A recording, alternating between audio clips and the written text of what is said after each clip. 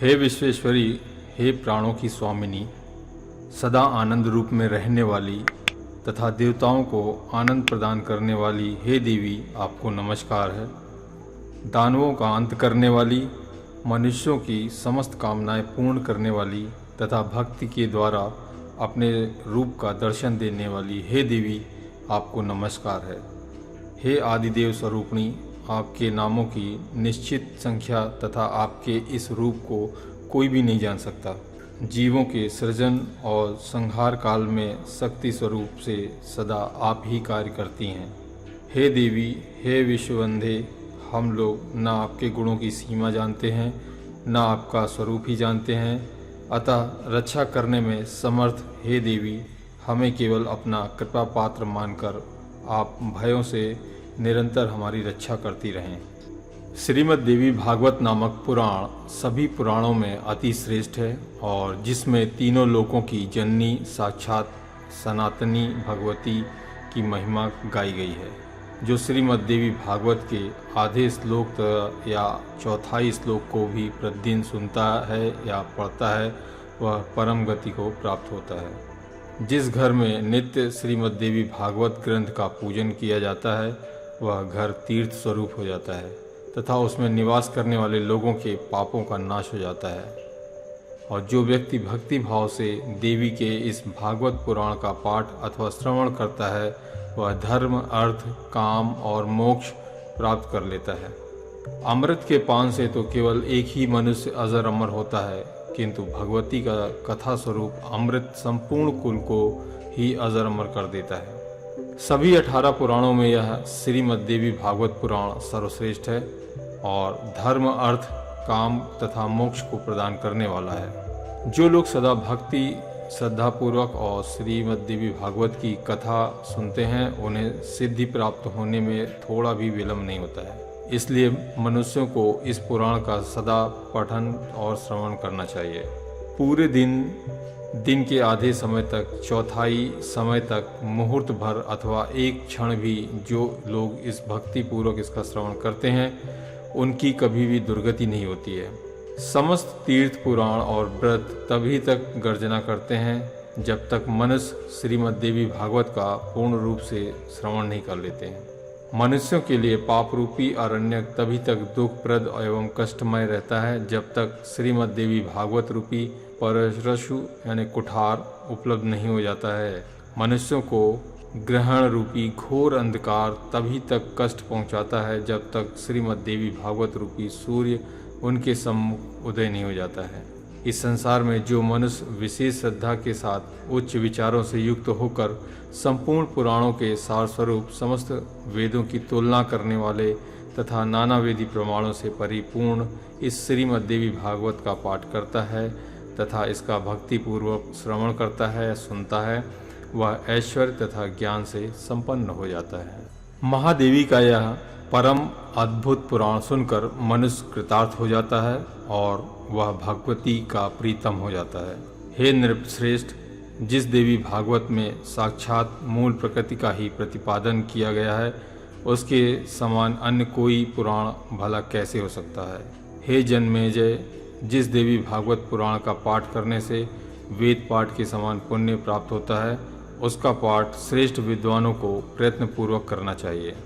श्री सूत जी मुनियों से बोले, जो इस श्रेष्ठ देवी भागवत का नित्य भक्तिपूर्वक श्रवण करता है, उसके लिए कुछ भी कहीं और कभी दुर्लभ नहीं है। इसके सुनने से पुत्रहीन व्यक्ति को पुत्र व धन चाहने वाले को धन और विद्या के अभिलाषी को विद्या की प्राप्ति हो जाती है। साथ ही संपूर्ण पृथ्वी लोक में वह कीर्तिमान हो जाता है।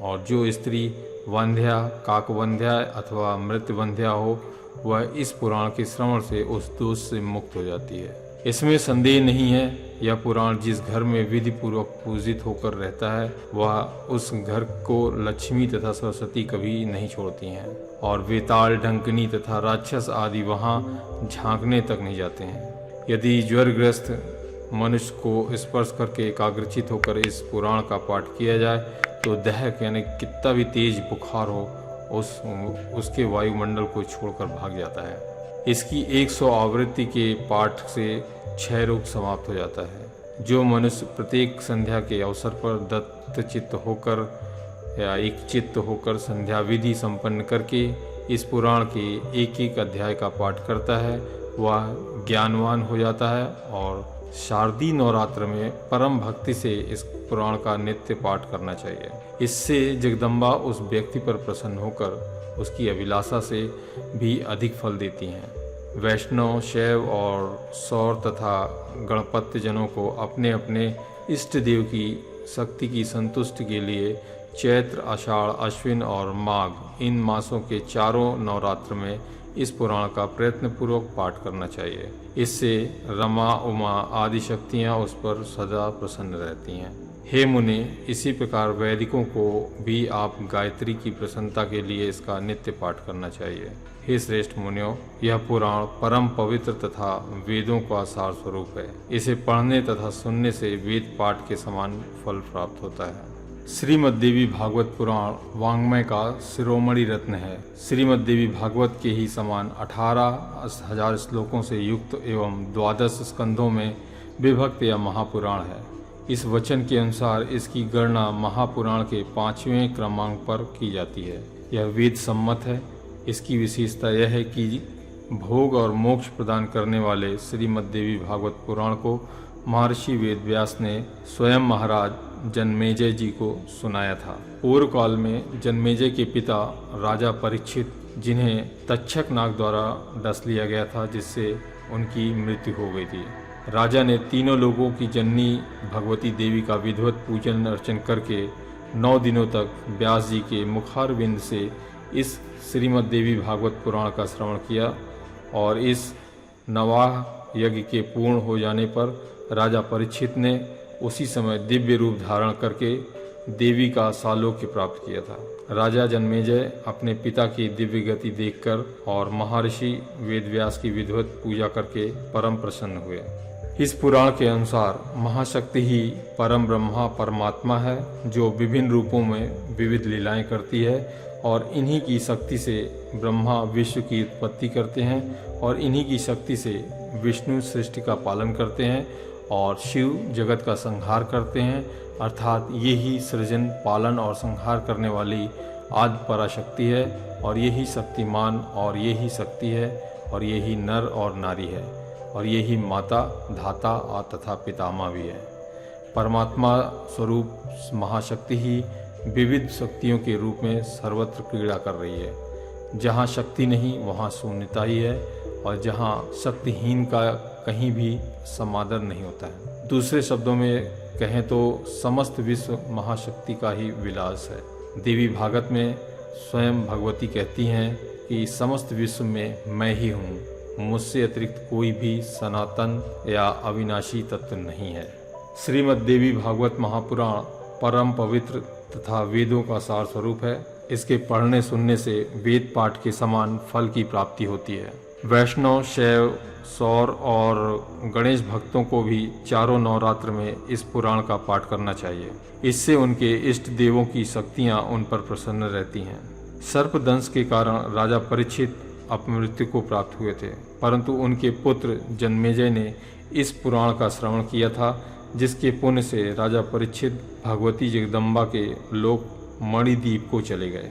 ब्रह्मलोक से ऊपर के भाग में जो सर्वलोक सुना गया है वही मणिद्वीप है, जहाँ भगवती भुवनेश्वरी विराजमान रहती हैं। वे भगवती समस्त श्रृंगार वेश से संपन्न लता के समान अत्यंत कोमल अंगों वाली, समस्त सौंदर्यों की आधार स्वरूपा तथा निष्कपट करुणा से ओतप्रोत हैं। वे अपनी वाणी की मधुरता से वाणी के स्वरों को भी तुच्छ कर देती हैं।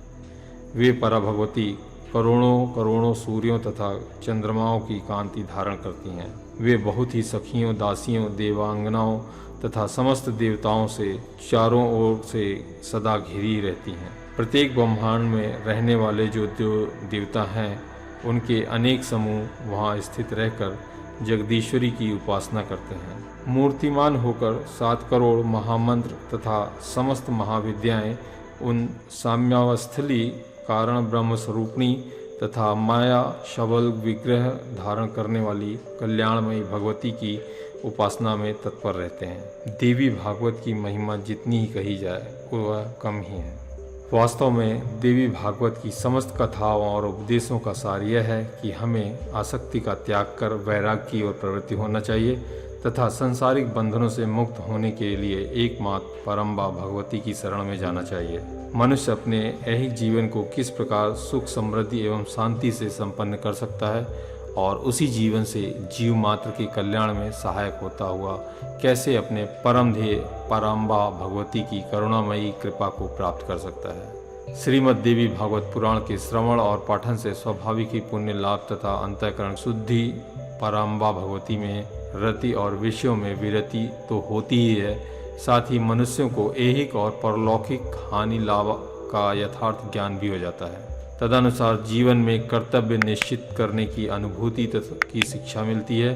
साथ ही जो जिज्ञासु शास्त्र मर्यादा के साथ अपना जीवन यापन करना चाहते हैं उन्हें इस पुराण से कल्याणकारी ज्ञान साधन सुंदर एवं पवित्र जीवन यापन की शिक्षा भी प्राप्त होती है। इस प्रकार यह पुराण जिज्ञासुओं के लिए अत्यधिक उपादेय ज्ञानवर्धक सरस तथा उनके यथार्थ में बहुत ही सहायक है। या संक्षेप में कहें यह पुराण संसार सागर से पार करने के लिए नौका के समान है। धन्यवाद। नमस्कार।